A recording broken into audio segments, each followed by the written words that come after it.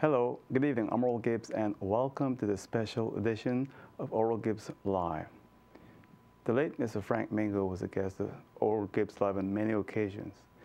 In fact, he came on this program every time we invited him to come, and he will speak, take questions, and answer callers very truthfully. And over the years, he became a friend of Oral Gibbes Live. He was here as a regular citizen. He was here as a member of parliament. He was here as Minister of Finance. But tonight we're going to look at two of the programs I did with him. One was the 13th of November, 1993, and one the 1st of April, 2000. On the 13th of November, 1993, he was on Oral Gibbes Live along with Mr. Eugene Abdul. Attorney Eugene Abdul was the guest along with him. And both gentleman was here on this program to speak about the injustice that was taking place at the time in the Antilles, particularly towards politicians and civil servants here on St. Martin. So we'd like to take a clip, and here's what Mr. Frank Mingo had to say at the time about the injustice that was taking place on St. Martin on the 13th of November, 1993. Beginning, yes, because people did not understand what I was trying to get at. What I was trying to get at is that the justice system, even though it's justice, it has to be questioned. And the justice system right now is on the heavy question. It's on the heavy, I would say it's on the run, because there are certain questions people cannot answer. There are certain things have been done, infringements on people's rights. Just this week we have seen that Mr. Crystal Gums was that the verdict was in his favor, but in the meantime he has suffered tremendously. Actually, he has been fighting against false accusations by government, mind you, by government. Government who is using justice to persecute and prosecute their constituents. I think this is something basically wrong. And in the case of Castle, the man was a former deputy prime minister and minister of transport and communication for the Antilles. Yes, and the government used all of their officials in the chief prosecutor's office, human resources, information, and money, and they spent millions and against one of their servants. Were any of you people surprised as to what happened on October 30th at the Julian International Airport? Well, I don't know if Frank wants to answer this, but I was surprised. Yeah.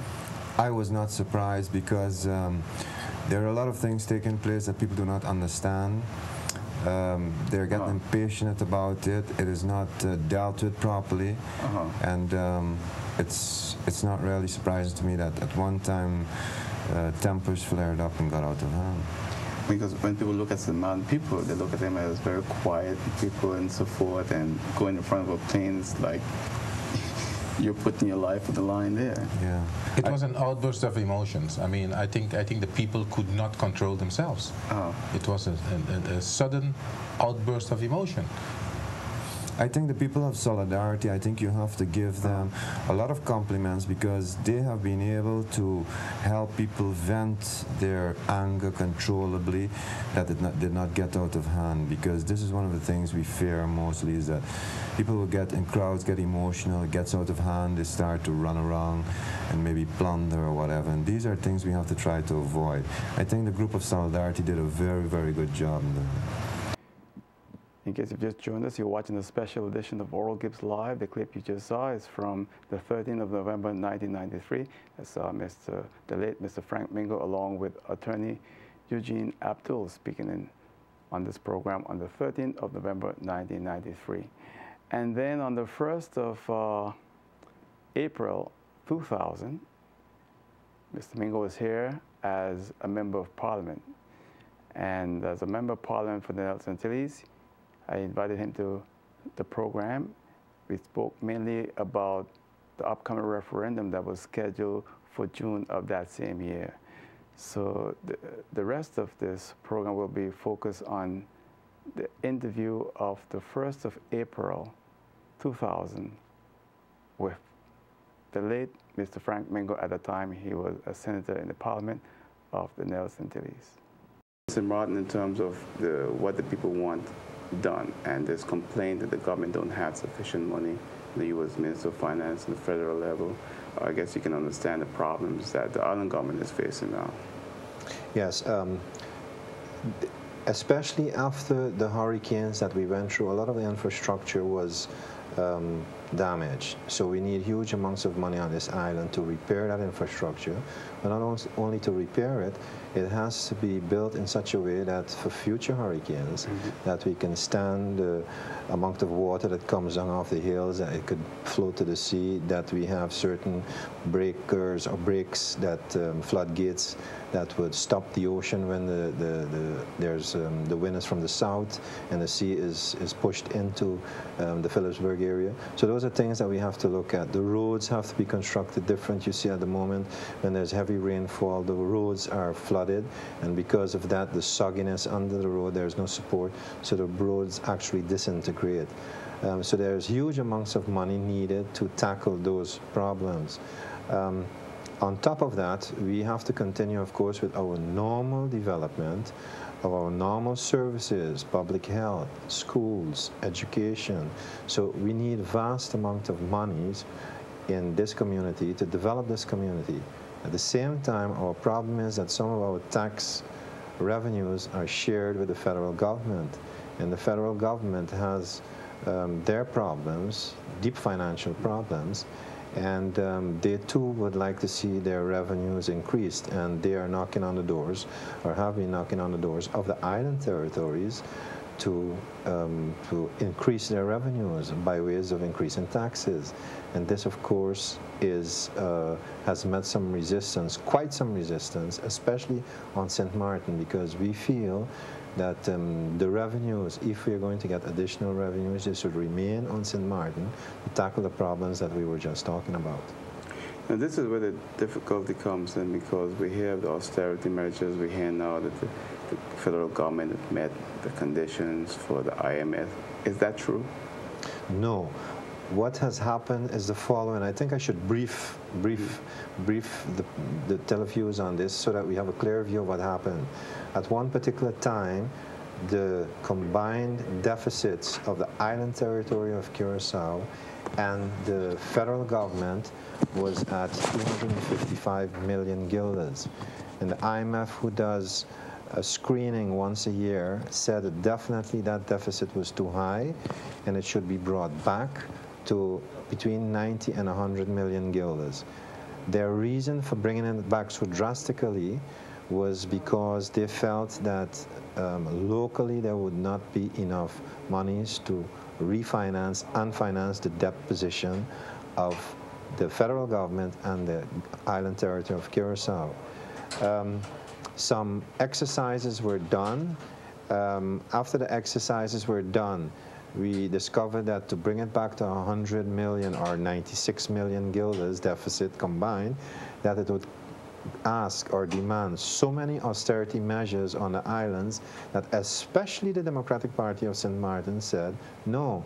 The Democratic Party of St. Martin put their foot down. I think you can remember there was a debacle some weeks ago because so said the members, representatives of the Democratic Party had not attended the meeting because they were boycotting the meeting. It was not true. It was just that we needed more time to analyze and to prepare ourselves for those meetings. Finally, when we went into the meetings, the Democratic Party took the position that we could not support any more measures. After some discussion, also the Curacao parties started to take that tack, and at one particular time, I think it was about 10 days ago, Premier Poirier himself adopted that position as well. And that was significant because up until now, that party and the governments that were led by that party had always propagated more measures, more taxes. And where are we now? At the moment, we are so far that the government, central government, under the prime ministership of Mr. Poirier, is saying, listen, the economy and the people cannot bear any more measures. The best we can do with our measures is reducing the deficit not to 96 million, but 137 million. He is going to talk, the Prime Minister is going to talk to the IMF about this. He's still going to talk to IMF about this to see if he could get sympathy and support. And when that happens, he will try to make an agreement with Holland for financial aid to help us to bridge the difficult financial times and at least to help us to finance the deficits that we have. But that difference you mentioned there is what, 41 million guilders? It is 41 million guilders. Doesn't seem like a lot, but it's quite a lot of money, 41 million guilders. And there are other, of course, additional measures, cost-cutting measures that have been introduced and that will be carried out so that the deficit can be reduced in any case substantially, so that there will be room for financing on the local market and that there will be a show of will towards the IMF and towards Holland so that we could get help from outside, at least as far as the federal government is concerned. But now when it comes to the huge cost in terms of the payroll, what kind of cut is taking place there? There has been a reduction. They are busy at the moment with a reduction of personnel at federal government level of 1,000 employees. Recently, it has been upgraded that it will not be 1,000, but they will try for 1,200 employees. So that's a considerable amount of money that will be saved there in form of salaries. If I'm not mistaken, it runs somewhere between the 55 and 60 million guilders per year. The other problem, of course, is how you're going to bridge that gap, because you're going to have to pay them what we call wachtgeld. So somewhere, the money is going to have to come from somewhere anyhow. At the moment, there's thought and question of asking Holland to help the federal government to finance and bridge that gap. So in the period where you're sending people home and taking them off the payroll, you're going to have to give them, you're going to have to buy their rights. That's what it really comes into. But I understand with the wachtgeld thing, the IMF is saying not 4 years, 3 years. Yes. 2 years. Yes, there is a new scheme to reduce it so that it isn't as costly as it used to be. And I cannot recall the scheme by memory now, but it saves approximately 20 to 25% over the whole run. But in the meantime, when the federal government looks at its position today in terms of employment, this cut of 1,200 employees, this proposed cut, will the federal government a year down the road need to hire, say, 300 or 500 more people? Are they sure they can maintain the cut? Well, this is a track record, unfortunately, that federal government has always had over the last 20 years. Every time they have reduced personnel, somehow or the other, especially around election time, it tends to creep back up. IMF has written this also in some of their excerpts, and it is hoped that this time around it won't happen. Another problem that federal government has is when it makes plans, for some reason or the other, they don't meet their time targets. So if they're thinking of saving X amount of millions, actually it is much less because it takes so long, too long, according to outsiders, to come to decisions to execute those measures. Senator, the whole thing about the situation now is that a lot of people are still worried. It's so long that we've been speaking about austerity measures. I mean, long even before you was a senator. And it seems like it's never going to end, that the federal government continues to speak and speak. But we can't see something final to say, well, this is now final and this will be the measures for the next 3 years. Aura, and I agree with you in a certain sense. It's taken long, it has taken very long. One of the things that I think that is hopeful is that we have finally had the will to start reducing personnel that work, the overstaffed personnel that we have in central government, because this is one of the things, this is one of the significant expenditures that central government has had over the years. It has caused quite some concern in the community, especially in those communities where they're going to be hard hit with dismissed employees of central government, and when you're saying that in the same breath, I will have to say that most of those who will be dismissed from central government employment will be on the island of Curacao. Do not forget that if you're going to dismiss 1,000 people, and they're now already talking of 1,200 people, in many cases it means that several other people are dependent on those 1,000 or 1,200 employees. So you're not talking about affecting only 1,000 people, you're actually talking of having an effect on many more people. This has caused quite some discussion. The unions have had their say, but the political parties, because I think one of the reasons is that we are with our backs against the wall, at this particular moment was the right moment. You had a very broad coalition of 18 supporting members in Parliament. So this was the time to do it. We are running out of funds to finance our necessities as government, so we just had to do it. This was a time. It took long, but I think this was the hardest part of it, is in reducing numbers. The other hard part is when government wants more revenues. I think most people, most representatives of the people on all of the islands have said, and this crusade, I would say, was started by the Democratic Party of St. Martin, have said it's enough. The people cannot bear any more.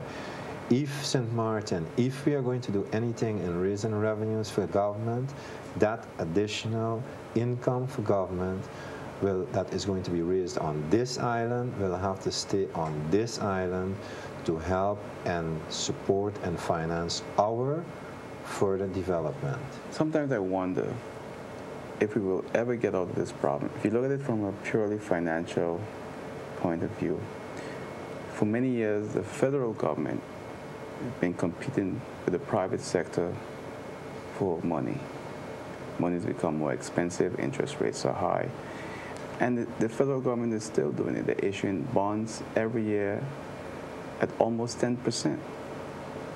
If you're issuing bonds that yield almost 10%, over 4, 5, 6 years, how are you ever going to solve the problem, even by cutting back on your payroll? The problem has been going on for a long time, and it has reached, of course, astronomical levels. I think we have cried about that here, and we have risen our voice about that here in St. Martin. And what you say is so true. At one time you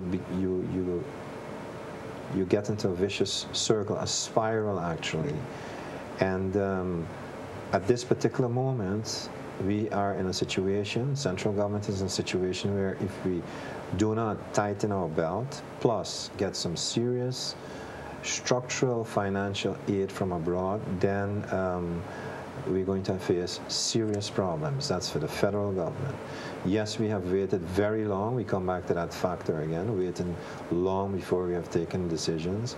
As you know, our financial situation, our debt position is one of the worst in the region. If you look at a debt of 3.2 billion guilders for an amount of inhabitants of just over 200,000 inhabitants, then you're talking of a fantastic debt per person. So yes, we have waited too long, but we're going to have to do something anyhow. And again, reducing our expenditures, making central government smaller, trying to stop duplication, stop waste. You know, the refinery in Curacao, who has had vast experience in reducing costs and streamlining their operations, they're now assisting the federal government. How much that is going to help and how fast, we will have to sit back and see. But we are monitoring the situation, and we hope that some improvement comes very soon. If you look at the whole problem with the Antilles, sometimes you have to be a crazy businessman to want to start up a business in the Antilles, and for that matter, even St. Martin today, all the way the healthiest in the Antilles in terms of economy, because, as I mentioned before, the government competing for the private sector for money. money is expensive, interest rates high, which is money is expensive. You have a situation where in certain areas you can't get the kind of workers you need. You have taxation that's out of this world. Then you have the 1% on foreign exchange. You have the turnover tax. You have all the other taxes that go along. You got to be in a way sometimes crazy to come in. That's one of the reasons probably don't see any huge investments now in St. Martin. We have not seen. Putting aside the hurricanes and all the other things. We indeed have not seen real significant investments on St. Martin over the last years, and I hope we soon start to see them again. But coming back to the point of the economy, one of the things that the Democratic Party interjected in the program last week was that we would like to see the interest rates and the capital market liberalized, because at the moment it seems that some bankers, especially one particular banker, has an enormous grip on the capital market locally, and because there's not enough competition, you will see that interest rates are relatively high in the Netherlands Antilles, especially in St. Martin. And the thing about it is that interest rates don't move. No matter what happens outside of St. Martin, interest rates don't move. Why? Because you think bankers claim that because there's a factor of risk, the same thing we were just talking about, there's a factor of risk. And I believe that, I want to believe that, but that's not good enough, and I think we must do something to get those interest rates at least more competitive, to get them down. Because our interest rates here, if you compare them with some of our competitors in the region, then we are fairly extremely high. It's going to be difficult for us to compete locally against people coming from Holland and so forth that can come with lower interest rates and compete against us. I know the future don't look too bright for local entrepreneurs at all if it continues the way it's going right now. Well, structurally we have a problem. We have many problems for the local entrepreneurs. I was looking at, working with a group and looking at a amount of administrative manipulations that local entrepreneurs, small entrepreneurs have to do. We have to remember one thing. Our local entrepreneurs are small scale. We cannot compare our small entrepreneurs with a small entrepreneur, for instance, in the United States. A small entrepreneur in the United States, even though he might have the same amount of employees as we do here, he probably does 4 or 5 times more turnover. So his unit cost already and his efficiency is up and his unit cost is down. His administrative work is also less.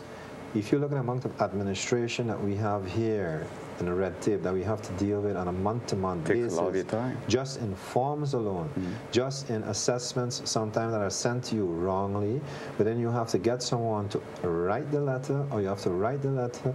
The amount of time that is wasted there is enormous, and this is not something, an opinion of mine. This is something that's been brought forward to me. I've gone, I've examined, I've looked at it, and indeed it is so. A lot of time is spent in administrative course that that our competitors in the region don't have to deal with. What do you think the government is doing to stimulate the economy? What is the government really doing, either federal or island, to really stimulate this economy, to get people to start to, even local entrepreneurs, to invest more, to have confidence? I don't see anything. Probably there's something that you see that I don't, that I... Well, one of the important things, of course, is to send the right signals. One of the things is that government has to, like we were just talking about, government has to send a signal that they will not be competing with business in the capital market. And to do that, they will have to reduce their appetite for capital. So that's one of the things that will take some time before it happens. Another thing is that certain programs will have to be initiated and brought up. The IDB has come with an amount of recommendations, and one of them in particular is that we should try and get interest rates down on the local market. So there are a number of things that have to be done to stimulate the economy here. We need new projects. We certainly need stimulation of the market so that we can get things moving again, so that you can get money circulating again and create jobs. Because right now employment is also one of the things that we have to look at very carefully. I'm concerned about the unemployment rate that we see on the island at this particular moment. But then you look at project, you take for example the Belvedere project. It's so many houses, and it still was very insignificant in terms of the employment that it provided locally. I think one of the other things is that we have to look at, and I've got complaints about that in the last couple of months. I think when a project is started, we must look for some form or protocol in which the local entrepreneurs will have more involvement in the project. And how are we going to tackle that? I won't be able to tell you that off the bat, but it's a concern out there. We have had, we've had demonstrations about that, but it is something that we have to tackle structurally, because very often the cry out there, the complaint, is that local entrepreneurs don't get a chance to put in a fair bid when projects start. And because projects are not so numerous, when we have a project, when we have a large project, we should try and involve as many local entrepreneurs as possible. When we started the program at the beginning, we touched on the referendum, and I want to come back on that, because that is something that a lot of people are eager about right now. We're less than 3 months away from June 23rd, and things are beginning to go gradually and so forth. But are you confident about that a lot of people will turn out for this referendum? I think we have to intensify our campaign to inform people. I personally will do that. I think I am a bit uncomfortable with the carnival period that is in between now and the referendum, but I'm going to have to deal with that. I think the people need information. I think we have to encourage people to go out there, because it is that particular time that they can make a decision that they can live with. They can cast a ballot on what they think the status of St. Martin should be in the future. And they should not be. You should not have yourself be put in a position that you didn't go out to vote, and then later you said, "I should have done it," and then start second guessing yourself. All right, Earl Gibbes Live. You're on caller. Hello. Good evening. Good evening. Good I evening. have a comment and a question. I think the reason why it seems as if the referendum committee that the information is not getting out is because this is the second time around we are into this referendum. And the referendum committee is doing a good job, but sometimes there are many questions that we have, but the referendum committee cannot answer those things. I will suggest that someone from the Democratic Party, knowing that they are the ones in the government, that someone should be present when the referendum committee is giving these things, because many times people ask questions about the government, but the referendum committee cannot answer on those type of things. That's a good point, because then they'll handle the political questions, in other words, you're saying. Exactly. Yeah. And the next question what I have is that since all our political parties are for option 3, I'm wondering if they already figured out in which way they want this to be done, if they already have a plan in place, how our government structure going to be set up, what are the points that we're going to discuss with Holland, because I see one of our problems. It's not so matter what option we have, it's our leaders is our problem. We don't have strong leaders, and I'm going to tell them if we vote for option 3, it might be good, but don't underestimate Holland. We have to be strong, and we have to know exactly what we want. And I think before we can go and even follow our parties into option 3, they should be able to come up and show us what is our plan if we're going into option 3. And if they come with a good plan, they could count on our backing all the way.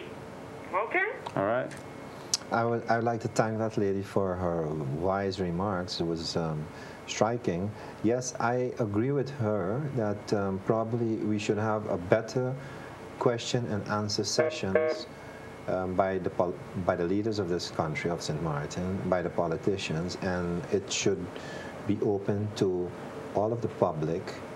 And whether it can be done in a format together with the referendum committee or not, that's not the point at the moment. But yes, the people who are responsible and who should answer the people should be available now to answer the questions that the people have. Her second remark about how are we going to deal with Holland, I think that's well placed too. I think before referendum, the political parties and the political leaders will have to come with a plan, and I assume that they do have their plans of how we are going to execute any status aparte when it comes. On the other hand, I want to say, even if we choose for status aparte or any other new option on 23rd of June, it is going to take some time before you complete your preparations to go into that particular new status. On the other hand, you have to give people answers to their questions. You have to make them feel comfortable for them to know what they are going to vote for on June the 23rd. Well, one of the things is that they said all the political parties are in favor of option 3, right? I don't know if I've heard all of them really say that in terms of the leaders. It's strange because in 1994, I know you supported option B, which is 3 now 3 now, yes. And the party that you're in also in a way supported that. But the thing is that you had the SP and staff who supported A, which at the time was staying in the Antilles. Now that the SP later came out this week and said, well, he's supporting option 3 too, and I think also now the NPP or something like that. If this is the case, why is it so difficult for all the parties to not just come together as one? This is for St. Martin now. This is not for the Democratic Party. This is not for the SP. This is not for the NPP. This is for St. Martin. I still see the kind of divisive kind of politics being played here. Oral, I have a feeling, I think that something will develop very soon. It has to be very soon because June the 23rd is very close by, and we have to go to the public. We have to explain them. We have to answer their concerns, their questions. I think something is going to happen very soon. I am not in at island government level, but at party level, I know there are serious discussions going on about how we're going to inform the public, how we're going to satisfy their concerns. Up to this afternoon, we had a meeting. We have a meeting every other Saturday. It has now lately become every Saturday afternoon, in which we take a long time, take our time to discuss the problems that we're going to be facing. And I feel confident with the commitments that I have been made within party circles, and I think very soon you can expect from the Democratic Party they will address the concerns of the people. They will be available to answer their questions, and I think that there will be a plan de campagne of what is going to take place, what should take place before, during, and after the referendum. You're in the federal government. You go to Curacao. What are they saying down there to you about the referendum, St. Martin? They are following it with silent concern. I think that's the right word to use, expression. Don't forget, in many cases lately, St. Martin has been dictating what happens in the Antilles. We set benchmarks. Another point, of course, is if St. Martin decides to opt for the number 3, status aparte, number 3 option, it's going to change everything in the Antilles drastically. I think the Antilles will not continue to exist in the form that we know it today. I've known it before. Right after St. Martin called for a referendum, Bonaire also said they want a referendum. So you have that movement there. The Antilles, like we know it today, and we're not going to be negative about this, but we have to go forward. I think we have to look at our own interests. We have to look at our development and our future. And I think it's good for the other islands to do that too. And if we look at that, if we put all of the cards on the table, if we do the right analysis, then starting from the point 1, and you know, I'm always going to start with the financial part. Financially, our predicament, we are in a predicament, and I cannot see how we can continue to sustain, finance, and afford the type of Netherlands Antilles like we know it today. Based on that alone, we're going to have to look for a new type of constellation. Let me ask you, after June 23rd, it's if option 3 wins, right? Yes. And they go to a roundtable conference, everything is agreed to, St. Martin will get its desire to become a country within the kingdom. How fast do you think that can be achieved? Oral, I'm not an authority on this particular timing matter, time management. I think there in our party we have bigger authorities in this particular matter. I think, for instance, of someone like Mr. Marcel Gomes, who's State Secretary, who has a lot of experience in this. He probably could answer this question better than I can, but I'll attempt to give you an answer. Looking at other developments, looking, for instance, at Aruba, who was preparing for this for a long time mentally, and who had the people and who was really raring to go at this. It took them quite a few years. If I'm not mistaken, it took them close to 5 years. I think in St. Martin, we have other conditions, but I think it would take us anywhere between two years and more. It could be 2 years, 3 years. But again, I'm not an authority on this in this matter. That's a question people want to hear answers. Yes. They want to know how long. I think we have on this island, and especially in the Democratic Party, we have people who can answer those questions, who can give a reasonable estimate in the time lapse that it would take from the day we took that decision until we finally cut the umbilical cord. But again, those people will have to answer those questions to the public. In all, we should not dramatize this matter too much. If people were to choose for a separate status, beware for those people who are going to come around and try to scare you, intimidate you, because if they're doing that, you have to ask yourself the question if they're not doing it for their own little self-interest. The time has come when we are going to have to look at the interest of St. Martin, look at the interest of our people, our island, the youth, our kids, the future generations. And at the moment, the Antilles, like we know it now, has so many problems, and the problems are so diverse. Each island has their own type of problem. Each island has their own type of interest. Each island is focused on a different type of economic development. There's so many diverse things that we are wasting time and talking a lot just about what the difference are between the islands before you can come to a consensus. And I think all of the islands will be better off if they can deal with their own matters in the future. What's your impression in Curacao? Do you think they want to go their separate way too, or they're like what Bill Johnson said, addicted to Holland? There are parties who are saying, it's very difficult, there are parties who are saying, no, Curacao Prome, which means Curacao first. That's their good right to say that. Nobody's going to clobber them for that.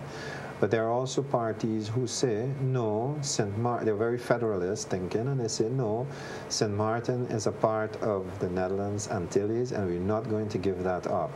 So it is very diverse. On the other hand, sometimes you get an impression that people don't want to leave the kingdom. And that is their good right too. I think in St. Martin you have many of those people too who will not want to leave the kingdom, contrary to those who would want to opt for independence. When you look at the Nelson Antilles, it's like the Titanic. It's going down. You got a chance to get off, and you still don't want to get off. I mean, I think, isn't this the best time to really break up to make up?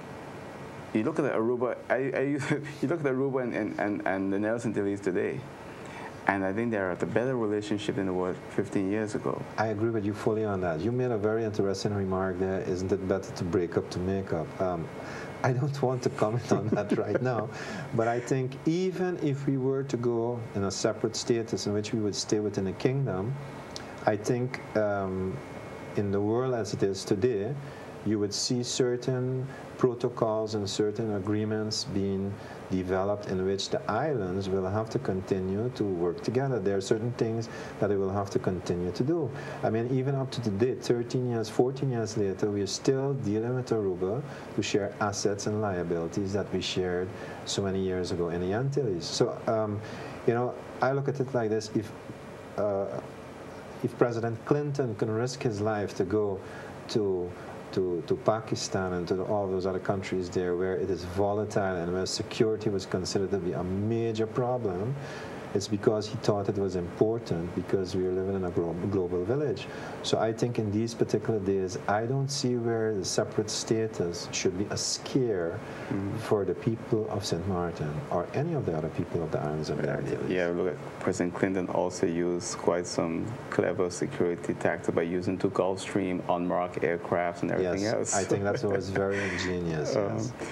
You know, one of the things is you look at this country called the Nelson Antilles, and it looks like people just don't want to remove. They believe in that name. They want to die for that name, the Nelson Antilles.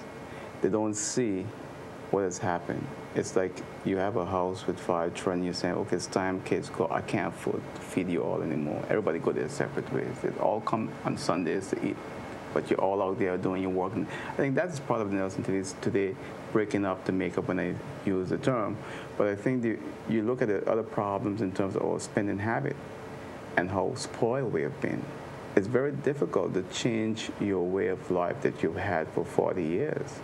In spending, and all the things have changed. And in a way, I don't know how you feel about this because a lot of it is our fault, but some of it is also Holland's fault. I mean, you look at the offshore business, you look at the treaties that were signed, really killed the Nelson Antilles offshore business.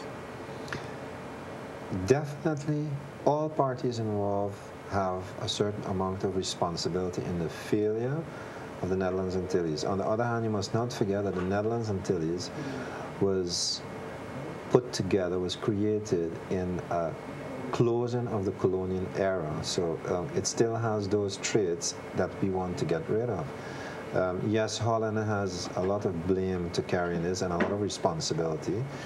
I think we have to make that clear to them. But we too have our responsibilities and we too have fallen short. I mean, we in the Netherlands Antilles knew some great boom days when we had income from the offshore of 600 million guilders a year, and that has now been reduced to just over 100 million per year. We had in one particular time when the refineries made windfall profits and they paid taxes of up to 700 and 800 million guilders in one particular year. What happened to that money? What happened to all of that money? You know, so we too are to blame to a certain extent. But we cannot sit down and cry about spilt milk. We have to, you know, life goes on. We have to continue. But you look at Holland today. Its partners in the European community is saying, look, straighten up your act. You have too many pigs, almost as many pigs as people. Some 13 million pigs. So their plan now is to pay farmers not to raise pigs. And Holland's going to spend over $800 million in the next 1 to 2 years. Yes. I mean, when people look and hear that, they think, but if you could spend that kind of money in 1 to 2 years on hog farmers, why you can't at least spend some kind of money to help this part of the kingdom you call your own, the tropical Caribbean and Nelson Antilles? I think that is the nature of Holland. They are a mercantilist country. It means that they always, in every decision they make, they look at the benefits and they look at the setbacks. That, to strike the right balance for them is very important. If you read nowadays, almost every 2 weeks you open a newspaper, you read that the finance minister in Holland, Mr. Zalm, he opens a closet door and he finds 1 billion guilders. I mean, right now he's going to, the Dutch Treasury is going to have a surplus, unexpected surplus of 8 billion guilders. That's a lot of money. It's so much of money that they're now arguing of how they're going to spend the money. So, you know, those are the different, that's the difference in the situations that we are faced with now. We got to get some in the kingdom. We have to get some fellows from Nelson to go in and raid the treasury. Oral Gibbes Live, you're on. Yes, good evening. Good evening. Good evening. Since none of the parties are abstinent for option 3, are they aware what impact this will on the Franco-Dutch Treaty? And another question, why are our politicians afraid to tackle it? Thank you. Tackle what? Hello? Ma'am, are there? Okay, I didn't hear the last part. I didn't hear she broke up there. Yeah, but the part in that she spoke about the Franco-Dutch Treaty, what impact that will have. You know, the Franco-Dutch Treaty has been a sore spot for a long time. You know, it's in a dormant status at the moment. And I don't think that Paris is very happy with the status that it's in. They would like to see that finalized. To sit here and to speculate how they would react, what position, new position they would take if we became, or we chose for a separate status, would be pure speculation. And I do not think it would be to the benefit of St. Martin to speculate on a position of another country when it might not be so. So I cannot answer that question in all fairness. I was speaking to a gentleman this morning, he's talking about St. Martin, and many years ago, the kind of people we were that he said that the cow was actually very important to the families in St. Martin. You had to have a cow because you couldn't import butter, so the butter, the milk, and everything else, and how families survive and how we helped Curacao in those days, shipping things on livestock and so forth. And he said that, and I think he's right, that St. Martin, out of all the countries in the Dutch Caribbean, was the most independent thinking island in the Dutch kingdom. Yes. You know, I can remember as a small boy how everybody you spoke to, their ambition was, for instance, to build and own their own home. That was very typical of St. Martin. And I think it was on the other islands as well, but on St. Martin it was very dominant. People were very independent-minded. They helped their neighbors, they helped themselves. They were very undertaken. St. Martin has, over the years, has now joined the life like we see it in big cities. And it has changed quite a bit. But we still have that drive to be very independent. On average, we are very proud people. So I think the people of St. Martin, when they realize how important the referendum could be for them and the future status of St. Martin, I think they're going to have a lot of questions. They're going to want to feel comfortable with what they are going to decide to do at the poll. And I think that's going to be responsibility of the leaders, the political leaders and the politicians, to go out there, be available, and answer the questions of the people. All in all, I hope that we will be able to satisfy these needs for information, because I personally believe very sincere and very deep that the only way for St. Martin to optimize its prosperity in the future is to go and choose for status aparte, so that we will have more say and more control over what our future is going to be, not only financially, not only economically, but especially socially, so that we can continue to develop our island to meet the demands of the 21st century. Well, you say the benefits of going option free are much greater than staying as we are right now. Yes, not only that, I think if you compare the benefits to the setbacks, because every benefit brings a certain setback with it, there are trade-offs. I think if you compare them, if you put them next to each other, I think the difference in benefits with setbacks in the situation of a status apart is much more significant than what we have today in the Netherlands and Antilles like we know it today. Oral Gibbes Live, you're on caller. Yes, good night. Good night. Very short, sir. We only have 30 seconds. What I really want to come to, what I really speaking about, we're speaking about the prosperity of this island, and they are trying to think about raising money and all the rest of it. But the reason why, in my opinion, we were much more better off in years gone by, in spite of we didn't have tourism and all the rest of it, is that we were producing. Now, with all of the tourism that we have here, people come in here, there is nothing producing in the island. So whatever money you make, it has to go out. We are not producing. There is no way we can save money because we are not producing anything. The last time when you were there, Mr. Mingo, I speak to you about it, and you say it was true. What are you going to do about it? You are, if I'm not mistaken, the last time that we talked in particular about, for instance, raising livestock and raising produce, agricultural type of products. I agree with you on this. One of the things that I think at the moment there is a report, and I cannot recall exactly, but I think there is a report at the moment that has, since that I spoke with you on this program, there has been an evaluation of what it would cost, what it would require to start up, to stimulate agriculture again on St. Martin.